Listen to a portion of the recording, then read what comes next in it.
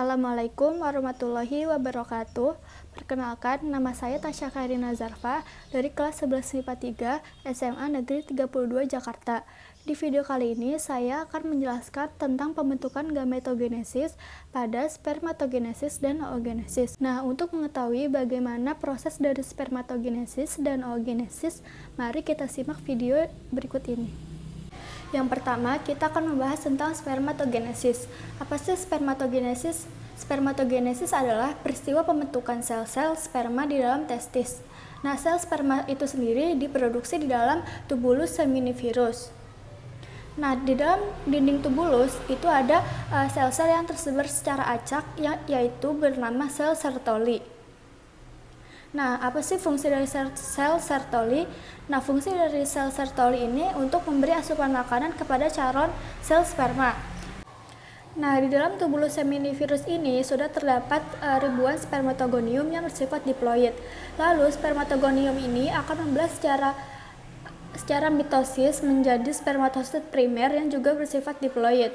Kemudian, spermatosit primer ini akan melakukan pembelahan pertama secara meiosis menjadi spermatosit sekunder yang bersifat haploid. Nah, masing-masing spermatid ini akan berkembang menjadi sperma yang sudah matang atau spermatozoa yang bersifat haploid.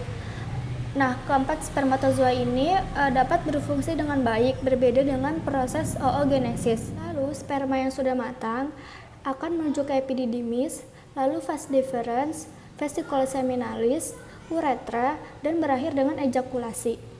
Selanjutnya, kita akan membahas tentang oogenesis. Apa sih oogenesis? Oogenesis adalah peristiwa pembentukan sel-sel telur atau ovum di dalam ovarium. Oogenesis dimulai dengan adanya mitosis dan meiosis. Mitosis adalah proses pembelahan sel yang menghasilkan dua gamet atau sel anak yang identik. Sementara itu, meiosis adalah pembelahan sel yang menghasilkan 4 gamet, yang masing-masingnya memiliki jumlah kromosom setengah dari sel induknya.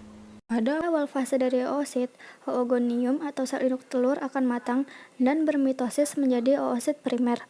Lalu, oosit primer sendiri nantinya akan bermeiosis menjadi dua bagian menghasilkan oosit sekunder. Pembelahan meiosis pertama pada proses oogenesis mengalami perkembangan sitoplasma yang tidak seimbang. Akibatnya, ada satu oosit yang memiliki banyak sitoplasma, sedangkan oosit lainnya tidak memiliki sitoplasma. Oosit yang memiliki banyak sitoplasma berukuran lebih besar daripada oosit yang tidak mempunyai sitoplasma. Nah, yang lebih kecil inilah yang kita sebut dengan badan polar 1. Nah, badan polar pertama ini akan mengalami degenerasi karena tidak memiliki cukup nutrisi yang disebabkan oleh dikitnya sitoplasma. Kemudian, oosit sekunder akan melakukan pembelahan kedua secara meiosis menjadi ootit yang bersifat haploid dan badan polar kedua yang bersifat haploid juga. Nah, badan polar kedua ini juga sama dengan badan polar pertama yang akan mengalami degenerasi karena kekurangan nutrisi dari sitoplasma. Nah, lalu ootit ini akan berkembang menjadi ovum apabila bertemu dengan spermatozoa atau sel sperma. Nah, proses ini akan mengalami degenerasi atau perubahan. Apabila setelah degenerasi, ootit tidak dibuahi oleh sperma, maka siklus oogenesis akan terulang kembali dan Anda akan mengalami menstruasi. Nah, di akhir video ini saya akan memberikan sedikit informasi tentang COVID-19. Apa itu COVID-19? Menurut WHO, COVID-19 adalah penyakit menular yang disebabkan oleh jenis coronavirus yang baru ditemukan. Ini merupakan virus baru dan penyakit yang sebelumnya tidak dikenal sebelum terjadi wabah di Wuhan, Tiongkok, bulan Desember tahun 2019.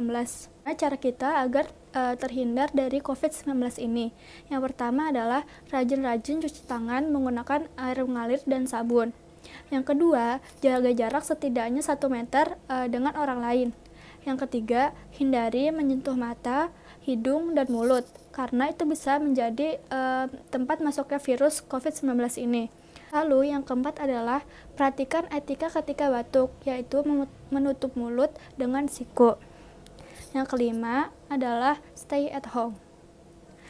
Nah, sekian video dari saya, kurang lebihnya mohon maaf. Semoga video ini bermanfaat. Wassalamualaikum warahmatullahi wabarakatuh.